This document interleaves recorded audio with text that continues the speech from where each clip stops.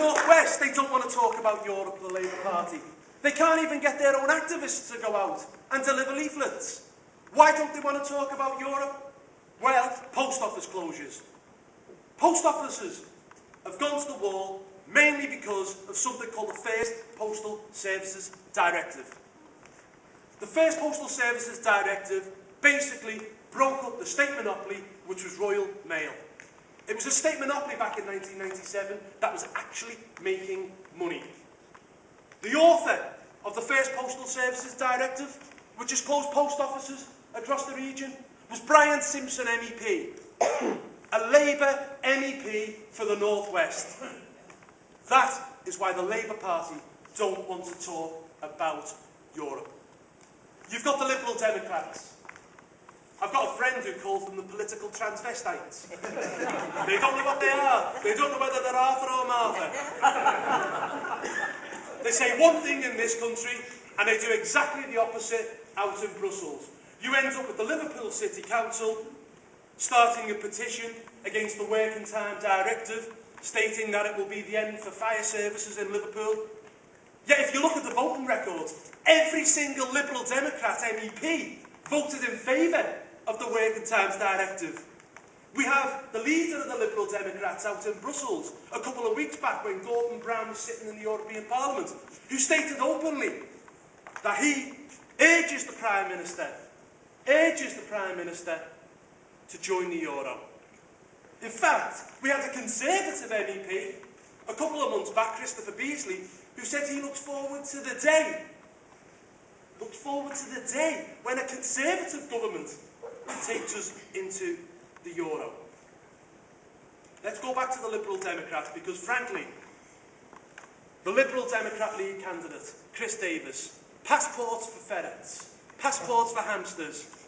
This is a guy who handed himself in to a Bolton police station carrying marijuana because he wanted it legalised, because he wanted a system like Amsterdam, where we could all go and get off our heads in these coffee shops. Well, someone explained to Chris Davis why, in Amsterdam now, they're closing down these coffee shops.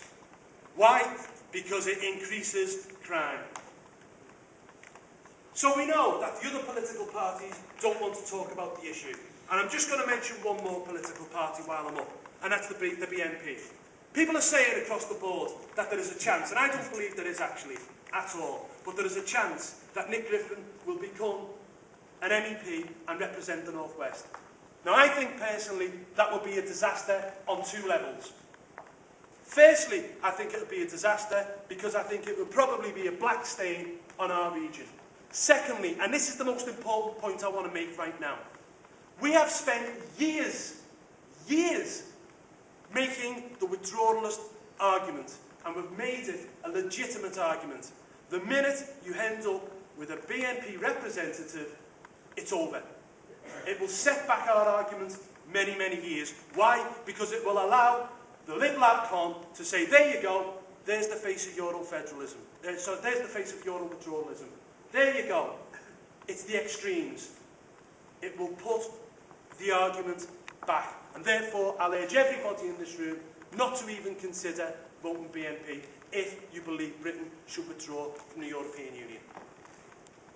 Now, final point I want to make is that people often ask, and in fact I was asked this today on the radio, why do UKIP stand in European elections? Why do you bother taking up your seats? In fact, there's a group tonight doing their launch in Liverpool called No to EU, Yes to Democracy. It's the trade unionists. And they're standing on a platform that they won't take up their seats in the European Parliament. Well, as far as I'm concerned, that is absolute madness. Because we can stand on our record. We were the only political party that voted against post office closures. We were the only political party that voted against the expansion of the European Union into the East. We were the only political party that voted against fortnightly bin collections, and we've been the only political party that has stood up for this country and voted on every single occasion to protect the sovereignty of Britain.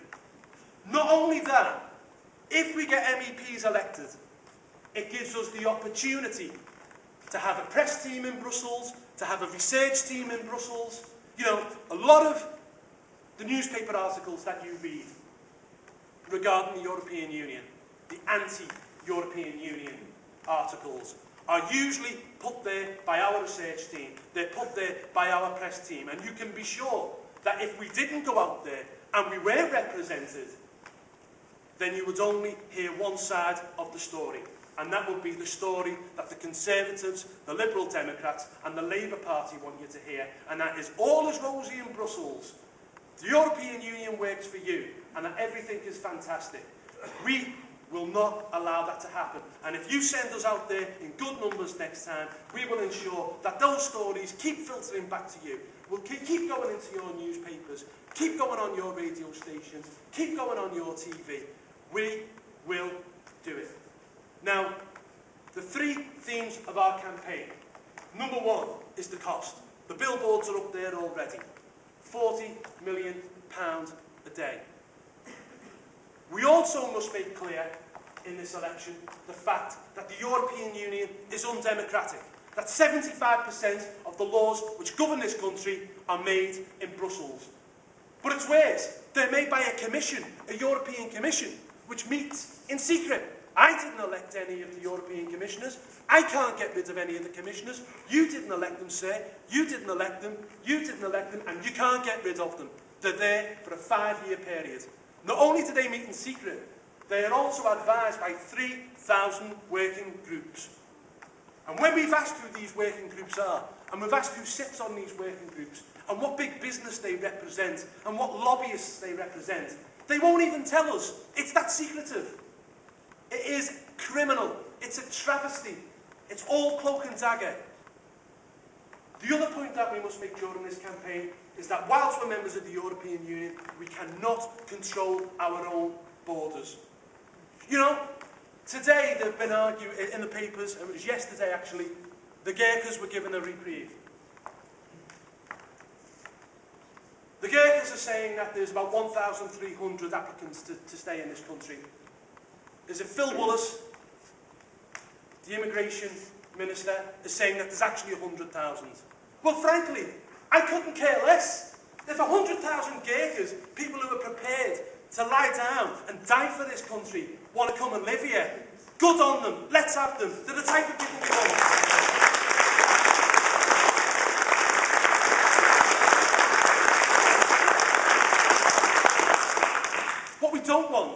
What we don't want is people coming here with no skills. What we don't want is people coming here and driving down wages of British people. You know, I was on the doorstep in Bootle the other month, and I was speaking to a builder who was telling me because of Polish competition, he's now earning £120 less per week. That, in times of recession, cannot happen. Eastern European immigration, I've got nothing against the Eastern Europeans who come here. I really don't. You know, they do a good job. It's the fault of the government. It is not the fault of the immigrants. Let's make that clear right now.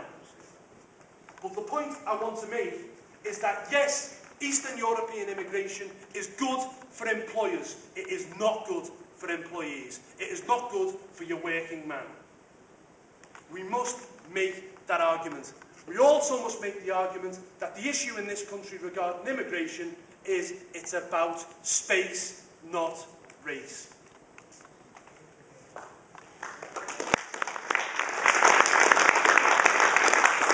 Finally, we also must make it clear that this isn't a general election.